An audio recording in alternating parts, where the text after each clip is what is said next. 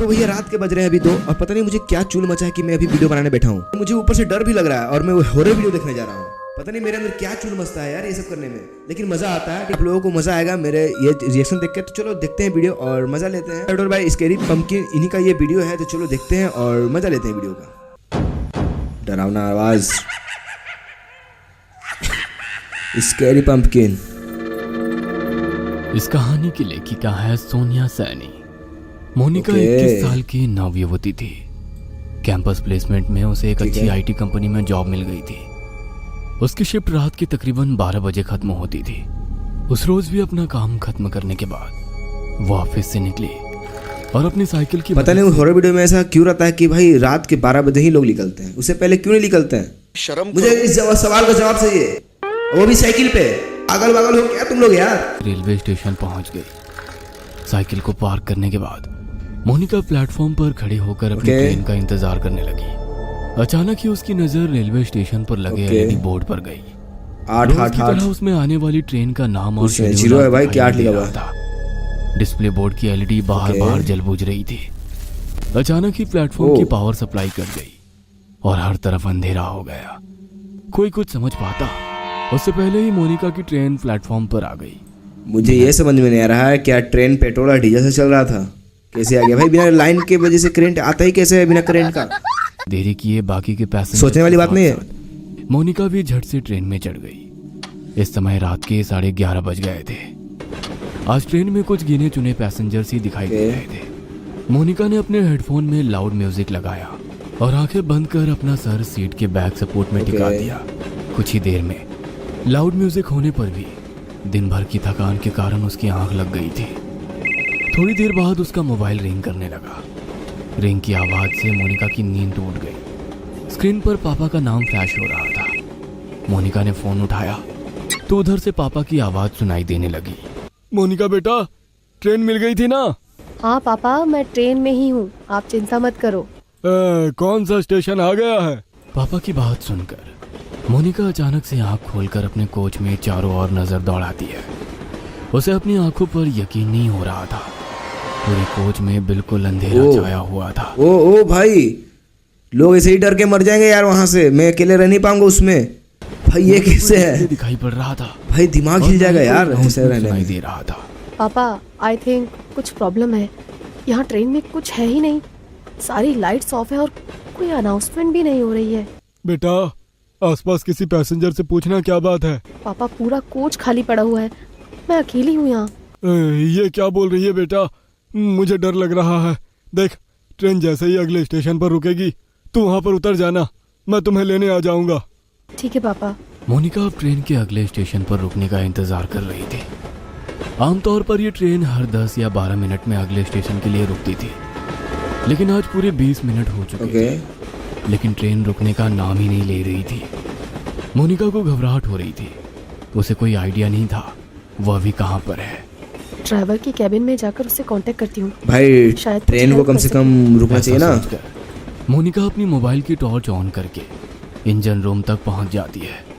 वहां जाकर वो ड्राइवर के केबिन को लगातार खटखटाती रहती है, लेकिन अंदर से कोई जवाब नहीं मिलता। डर से मोनिका की सांसें उखड़ रही थी। अपनी उखड़ती सांसों को ड्राइवर नहीं है क्या है ट्रेन में? ट्रेन चल कर से रहा है और चला कौन रहा है? मुझे ये समझ में नहीं आ रहा है। वो शांत करके बेचारी तब से ठोक आ रही है, खुल नहीं रहा। सीट पर आकर बैठ जाती है। अब उसे बस ट्रेन के रुकने का इंतजार था ताकि वो नीचे उतरकर मदद मांग सके और अपने पापा को वहां बुला सके। इसी तरह 10 मिनट और बीत जाते हैं। अचानक ट्रेन की स्पीड कम होने लगती है। ट्रेन की स्पीड को कम होते देखकर मोनिका की जान में जान आने लगती है। कुछ ही मिनटों में ट्रेन किसी स्टेशन पर आकर रुक जाती है। बाहर घना अंधेरा छाया था। स्टेशन पर कहीं भी उजाला नहीं दिख रहा था। मोनिका ने खिड़की से झांककर बाहर देखा। रुका तो भाई कम से कम, लेकिन वहां पर भी कोई आदमी दिख रहा है। प्लेटफॉर्म पर एक भी इंसान नहीं था। अब तो मोनिका को और भी डर लगने लगा था। उसने जल्दी से अपना मोबाइल निकाला और फिर से पापा को फोन मिला दिया। पापा, ट्रेन किसी स्टेशन पर रुकी है, लेकिन ये कौन सा स्टेशन है कुछ समझ नहीं आ रहा। बाहर सिर्फ अंधेरा ही अंधेरा दिखाई दे रहा है। प्लेटफॉर्म पर भी कोई आदमी नहीं दिख रहा है। मैं क्या करूं? बेटा, एक बार मैप में अपनी लाइव लोकेशन चेक करो, तुम्हें पता चल जाएगा कि अभी तुम्हारी ट्रेन कहाँ पर है। मोनिका अपनी लोकेशन चेक करती है। तो पता चलता है कि भाई यार ऐसे अगर अगर हम लोगों के साथ हो तो भाई हम लोगों तो फटके हाथ में आ जाए यार तुरंत। करिए ऐसा लग रहा है कि भाई कहाँ फंस गई बेचारी। किसी अनजान जगह पर है जिसे जीपीएस भी ट्रैक नहीं कर पा रहा था। मोनिका फिर अपने पापा को फोन लगाती है। पापा, ये सब क्या हो रहा है मेरे साथ? इस जगह को जीपीएस भी ट्रैक नहीं कर पा रहा है। मैं कहाँ जाऊँ? ओह आप आ जाओ पापा, मुझे बहुत डर लग रहा है। जीपीएस भी ट्रैक अचानक सिग्नल कटने के कारण कॉल डिस्कनेक्ट हो जाता है। मोनिका स्टेशन पर घूमकर बाहर निकलने का रास्ता ढूंढने लगती है। ओह कॉल भी तभी उसे गया। वहां पर एक बड़ा सा बोर्ड लगा हुआ दिखाई देता है। इस पर जरूर स्टेशन का नाम लिखा होगा। टॉर्च जलाकर देख। भाई खून है बोर्ड पे यार। जैसे ही वो टॉर्च की रोशनी में बोर्ड की ओर देखती है, उसके शरीर में कपकपी सी होने लगती है। वो बोर्ड पूरी तरह से खून से लथपथ था और उस पर से अभी भी खून की बूंदें टपक रही थी। मोनिका भाई, घबराकर वहां पूरा- से भागकर वापस अपनी ट्रेन की ओर आने लगती खून है ही दिख रहा है। कि तभी उसका फोन बजने लगता है। डरो नहीं बेटा, हिम्मत से काम लो। तुम्हारी ट्रेन जिस ट्रैक से आई है उसी ट्रैक पर वापस चलो। देखो आसपास कुछ तो होगा, कोई चर्च, कोई बिल्डिंग, कुछ न कुछ जरूर होगा। तुम कोशिश करो, जैसे ही तुम्हें कुछ भी दिखाई दे तुरंत मुझे बताना। मैं भी पुलिस कुछ से नहीं है मदद मांगने बेचारे की यार, कोशिश कर बेचारी रहा को हूँ। ऐसे ही मर आंसू जाएगी यार ये। पोंछकर मोनिका पापा के कहे अनुसार अपोजिट डायरेक्शन में भागने लगती है। ट्रैक पर हर तरफ अंधेरा ही अंधेरा छाया हुआ था। भागते हुए मोनिका को अपने पीछे कई सारे कदमों की आवाजें सुनाई दे रही थी। ऐसा लग रहा था कई सारे लोग उसके पीछे पीछे दौड़ रहे हो। भाई उसके साथ मोनिका कोई और दौड़ रहा है क्या? पीछे की ओर देखती है, लेकिन पीछे सन्नाटे के सिवा कुछ भी नहीं था। मोनिका पूरी ताकत लगाकर दौड़ती ही जा रही थी। अचानक ही उसके कानों में किसी की आवाज सुनाई देती है। ऐसा लग रहा था कोई गुस्से में उसका नाम पुकार रहा हो। मोनिका अब इतना ज्यादा डर चुकी थी कि उसके अंदर पीछे मुड़ने की हिम्मत भी नहीं बची थी। हाथ में मोबाइल ये हो क्या रहा भाई? लाइट की रोशनी में दौड़ती चली जा रही थी। अचानक ही उसके दौड़ते कदम ठिठक कर रह गए। उसने देखा कि सामने पोल पर एक ओ औरत भाई। उल्टी लटकी हुई थी। ये क्या हुआ? उसके बाल हवा में लहरा रहे थे ये भूत कहाँ से आ गया यार? बेचारी का हालत पंचर हो गया और वो होगा। खतरनाक चेहरे के साथ जोर जोर से हंस रही थी। मोनिका का हलक डर से सूख रहा था। अब उसमें और आगे जाने की हिम्मत नहीं बाकी थी, इसलिए वो वापस स्टेशन की तरफ भाई, जाने के लिए मुड़ जाती उसका क्या यार, मेरा खुद गला सूख रहा है। वापस मुड़ते ही उसे कुछ दूरी पर एक आदमी दौड़कर उसकी ओर आता दिखाई देता है। ओ उसका भाई, पूरा शरीर कटा फटा सा ओ भाई भाई यार निकल जाए यार, नहीं तो मारी जाएगी दिख रहा था। यार। जहाँ जा रही है वहाँ इसके पीछे पड़ गई यार ये तो भूतनी। वो आदमी हाथ हिलाकर उसे ट्रैक पर दौड़ने से मना कर रहा था। मोनिका को अब समझ नहीं आ रहा था कि वो कहाँ जाए। घबराकर वो फिर से पोल की तरफ देखती है, जहां अभी कुछ मिनटों पहले एक औरत उल्टी लटकी हुई थी। वो पोल अब बिल्कुल खाली था। आगे का रास्ता भी बिल्कुल खाली दिखाई दे रहा था, इसलिए उस आदमी से बचने के लिए मोनिका फिर से ट्रैक पर दौड़ने लगती है। कुछ दूर दौड़ने के बाद उसे ट्रैक के पास एक गाड़ी खड़ी दिखाई देती है। मोनिका अपने पापा को गाड़ी के बारे में बताने के लिए फोन उठाती है तो देखती है ओ भाई, ऐसे सिचुएशन में बैटरी भी लो हो जाता है यार इंसान का कि फोन की बैटरी डाउन यार। एक तो ऊपर से टेंशन, ऊपर से मोबाइल डिस्चार्ज हो गया यार इस सिचुएशन में। अब करे क्या ये? हेडलाइट्स ऑन है, मतलब गाड़ी में जरूर कोई है। क्या करूं? मदद मांग लूं या ऐसे ही भूतिया स्टेशन पर अपनी मौत का इंतजार करती रहूं? मोनिका कुछ देर सोचती है और उसके बाद हाथ हिलाते हुए गाड़ी के सामने जाकर खड़ी हो जाती है।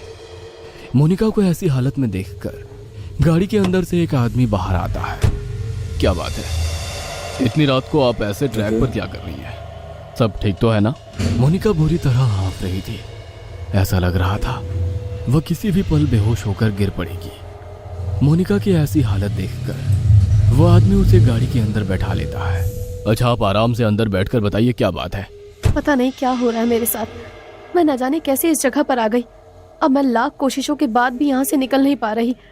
आप बता क्या सकते भाई, हैं कौन सी बचेगी ये जगह कि है? नहीं बचेगी? मोनिका अपनी ही धुन में बोलती चली जा रही थी।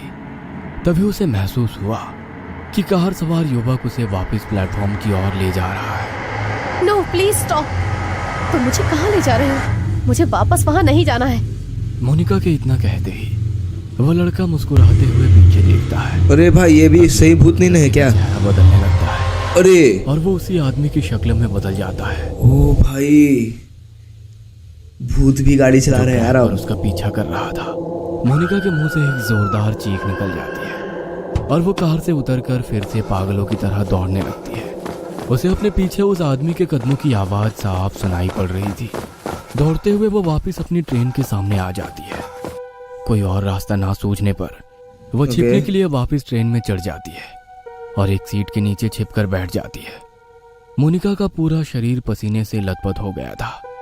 वो अभी तक डर से कांप रही थी। भाई किसी का हो जाएगा यार। इधर बैठ गया था कि अगले ही पल वो डर से बेहोश हो गई थी। कुछ ही पलों में ट्रेन चल पड़ती है और उस स्टेशन को पीछे छोड़कर आगे बढ़ जाती है। कुछ देर बाद मोनिका को होश आता है तो वो खुद को स्टेशन के इमरजेंसी रूम में पाती है। अब आप कैसा फील कर रही हैं मैम? आप अपनी सीट पर बेहोश हो गई थी। ट्रेन के स्टाफ मेंबर आपको यहाँ लेकर आ गए। आप अपने घर पर किसी को इन्फॉर्म कर दीजिए। मोनिका हैरानी से चारों ओर देख रही थी। उसे अभी तक यकीन नहीं हो रहा था कि वो उस स्टेशन से वापस आ गई है। प्लीज मेरे पापा को बुलवा दीजिए। मैम, आपके फोन की बैटरी लो हो गई थी, मैंने चार्ज कर दिया है, ये लीजिए। मोनिका अपना फोन निकालकर पापा को फोन लगाती है। हेलो, कहाँ थी तू बेटा? मैं कितना परेशान था। 3 घंटे हो गए, अभी तक घर नहीं लौटी। पापा, आप तो जानते हैं ना, मैंने आपको फोन भाई किया कोई भी परेशान हो जाएगा यार, ऐसे जगह पे फंसा हुआ रहेगा तो। हाँ बेटा क्या बोल रही है? तू है कहाँ? मोनिका पापा को अपनी लोकेशन भेज देती है। कुछ ही देर में मोनिका के पापा आकर उसे अपनी कार से घर ले जाने लगते हैं। रास्ते में मोनिका अपना फोन निकालकर कॉल हिस्ट्री चेक करती है। उसने पिछले 3 घंटे में लगभग 10 बार पापा का नंबर डायल किया हुआ था, लेकिन एक भी बार उस पर बात नहीं हुई थी। मैंने तो हर बार पापा से बात की थी, लेकिन फोन में तो बस डायल नंबर ही दिख रहा है। और अगर वो सब मेरा वहम था तो फिर जब मैं बेहोश थी तो ये कॉल कब और किसने किए? मोनिका के जहन में बहुत से सवाल थे, जिनका जवाब फिलहाल बस यही था कि इतना सब कुछ एक रात में देख लेने के बाद भी वो जिंदा अपने घर लौट रही थी। मोनिका पिछली रात की घटना को एक बुरा हाँ भाई सही बात है, भूल जाना चाहती थी कि तभी उसकी नजर अपनी गाड़ी के साइड मिरर पर पड़ती है। वो देखती है कि वही कटे पिटे चेहरे वाला डरपोक आदमी साइड में उसकी गाड़ी फिर से आ रहा है भाई। पीछे पीछे चला आ रहा है। ये कहानी आपको अच्छी लगी? अरे भाई साहब क्या था ये? भाई दिमाग हिल गया यार देखने में। तो हाँ, आज के लिए इतना ही। आई होप कि आप वीडियो अच्छा लगा। वीडियो अच्छा लगा तो वीडियो को लाइक और चैनल को सब्सक्राइब कर देना। भाई यार पूरा मैं पसीने पसीने हो गया यार ये वीडियो देखने में। सही बताओ तो मेरे रोंगटे खड़े हो चुके हैं, ठीक है। तो इसके लिए एक लाइक तो बनता है, तो लाइक कर देना और कमेंट जरूर करना और शेयर कर दो दोस्तों को लोग के साथ। तो मिलते हैं जल्दी, bye. Thank you so much for watching, bye bye.